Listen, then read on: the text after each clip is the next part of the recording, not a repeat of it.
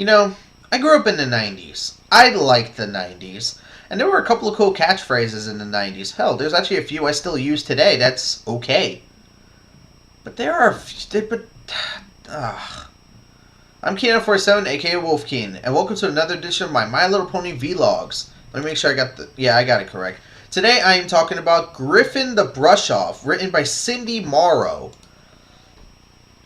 I hate this episode in many respects.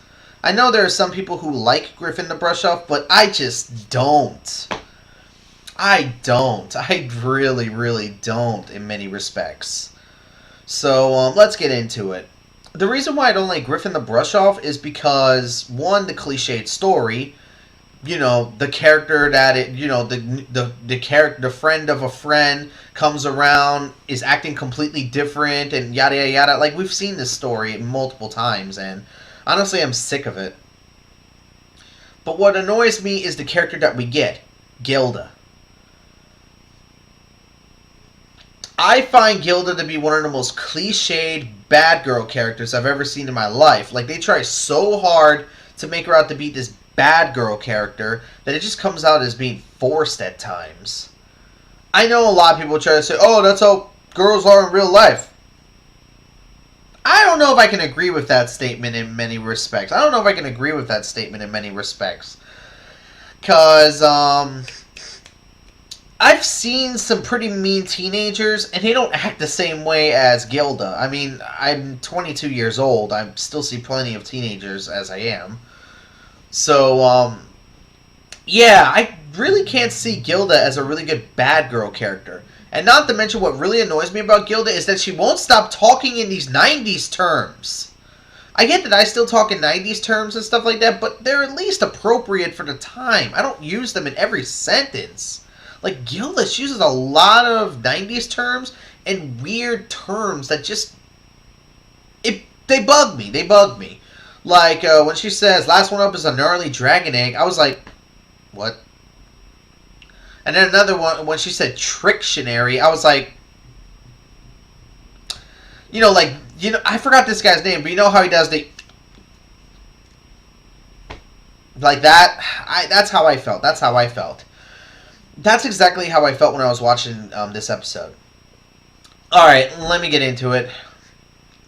Basically what happens is that Pinkie Pie and Rainbow Dash begin hanging out with each other. Weirdest thing, though, is that for some reason Twilight and Rainbow Dash find Pinkie annoying.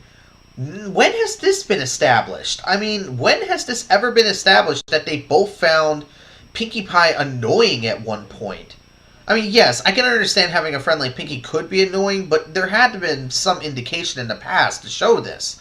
Instead, we get this one episode where they find Pinkie annoying, and I'm just like, we never saw this in the past, so how does that make sense?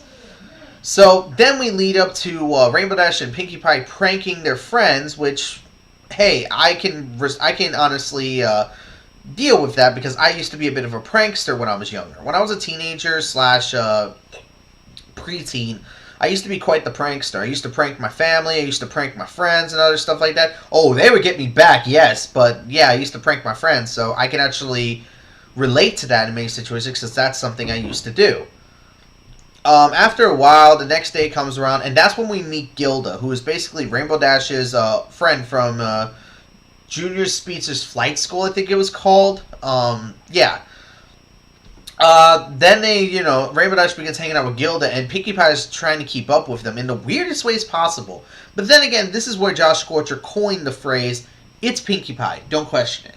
Because at first she is, hopping on a trampoline all the way up to the clouds. Like, she's using some kind of trampoline to hop all the way up into the clouds, then she's using balloons, then she's using this weird gyrocopter, like, at that point you just say it's Pinkie Pie, don't question it. And then, of course, Pinkie Pie tries to go to Twilight about Gilda's behavior, and then we get this line, which really annoyed me. Twilight calling Pinkie out on being jealous.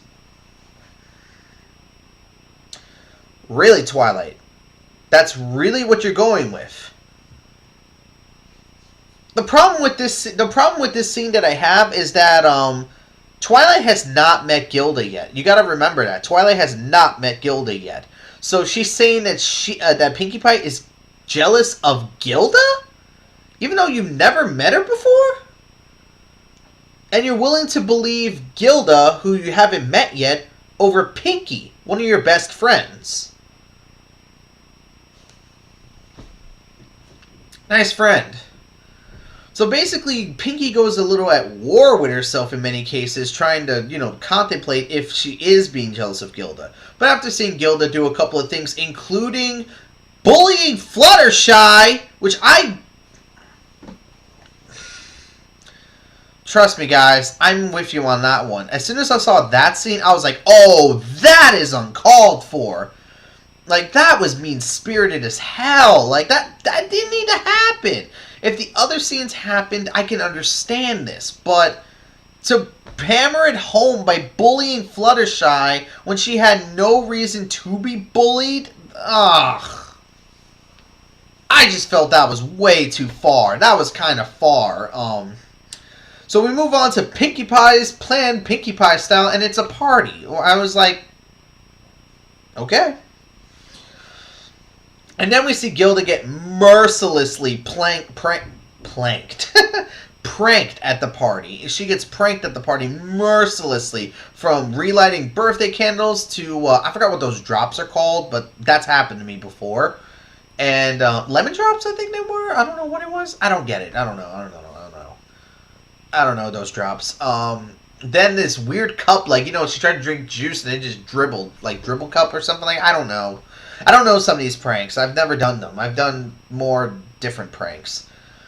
And then, of course, they try to get her to play a game of pin the tail on the pony. And she ends up not listening this time, thinking, oh, it's going to be a prank. And she ends up knocking herself right into the kitchen. And she blows her stack. Like, going nuts. And she blows her stack going nuts, just going after Pinkie Pie, saying how lame she is and other stuff like that. And like I said, I hate her 90s terms that she uses all the time, like lame, dude, and other stuff like that. It just annoys me at times. And then, of course, we get the scene where Rainbow Dash explains she set up all these pranks. And when Gilda found this out, she was like, oh, crap. Because she just basically assaulted one of her friends, basically, verbally assaulted, for something that Rainbow Dash did. And Rainbow Dash was calling her out on it. Like, so that makes me Queen Lame-O, huh? And other stuff like that. I was like, wow, this is getting masterfully played. And pretty much, Rainbow Dash tells her off. Like, if you're gonna act this way towards my new friends, maybe you should find some cooler friends someplace else. When I saw this, I was like, yes! Because, honestly, why be friends with... I mean, yes, you've been friends since you were younger, but if you're going to stay friends with this person, they need to get along with your new friends. I mean, think about it. Like, if I had very old friends and I introduced them to someone new, like my friend Jesus, I introduced them to Jonathan, and they got along pretty well. They got along pretty well. That's what I'm trying to say. Jonathan was a brand new friend of mine when I met when I was older. Jesus I've known since I was a kid. So it makes more sense that I would hope that they would do well together. And they did, which is good. It's just this is a situation where they don't do well together. Of course, Gilda leaves and we get our lesson, which is basically just being a good friend and, to tell the difference between a real friend and a false friend. This is a lesson that I learned in real life as well, so I can relate to this message in many cases. I know I probably said at the beginning of this episode that at the beginning of this video, I hate this episode. Well, on second thoughts, I don't hate it anymore. As a matter of fact, the lesson and other stuff like that actually give me some sentiments. I mean, I used to be a bit of a prankster when I was a teenager, and I used to be I learned this lesson when I was younger.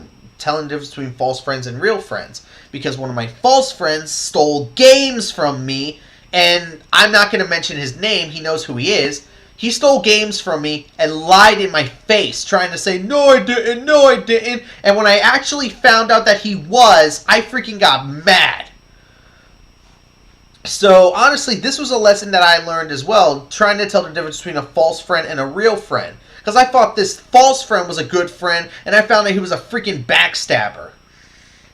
I know that's kind of two different stories, mine's and the My Little Pony one, but it's kind of the same idea in many cases. So yeah, I don't hate this episode. As a matter of fact, on second thoughts, it's a meh episode to me. So yeah, guys, like I understand some people saying that Griffon the Brush Off is an overhated episode in some cases like that. That's true in some regards. That's true in some regards. It's probably because of the story idea and Gilda. But then again, the next episode I'm going to be talking about, we get kind of the same idea, and it didn't get as okay. Yes, it did. It got pandered badly, but some of its saving graces is what's helped it. So overall, Griffon the Brush Off, meh. It was okay. It was a meh episode. I mean, on second thought, it was a meh episode. I don't hate this episode anymore. So yeah, I think doing this vlog actually makes me think about episodes a little bit more. Alright guys, so that's it for this edition of my My Little Pony vlogs. So until next time, I'm Keen947, aka Wolfkeen, and I'll see you for the next edition of my My Little Pony vlog. So until next time, take care.